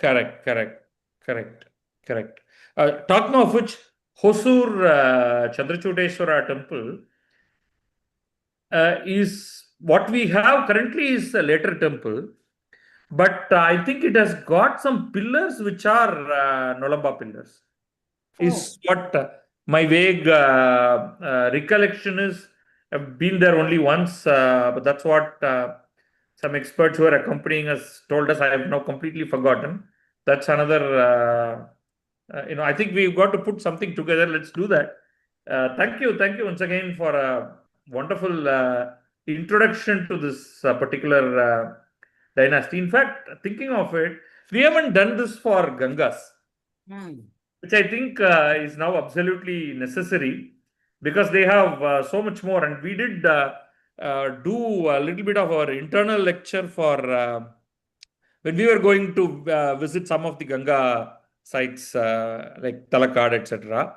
But I think we should do a lecture for covering the entire Ganga art, architecture, and history itself, and we'll do more of that. So thank you. Over to you, Gauri, if you want to say something. Yeah, thank you so much, Uma. That was really, really wonderful. And thanks to all the audience for patiently attending this lecture online. And I invite all of you to come and attend our IndoFest, which is barely 10 days away. From June 16th to 21st, from 5:30 to 8:30, I expect to see all of you there with your friends and contacts. Okay. Thank you very much. It's going to be an amazing session. Every one of our IndoFest has been amazing. When you pack about 12 lectures together in 6 days, about largely one topic, from one particular direction, looking at, that particular specialty, it's been very rewarding over the last few years. And we really expect hundreds of people to join us online to. And this time, especially it's more like stories because each of them has been a traveler and has his own perception and insight in the way. So we expect a lot of entertainment apart from enlightenment. And so we expect to see all of you there. Absolutely. Yeah. Thank you. Thank you. Thank you. Bye-bye. Thank you very much. Thank you for the opportunity. Yeah. Thank you. Bye. 1 second.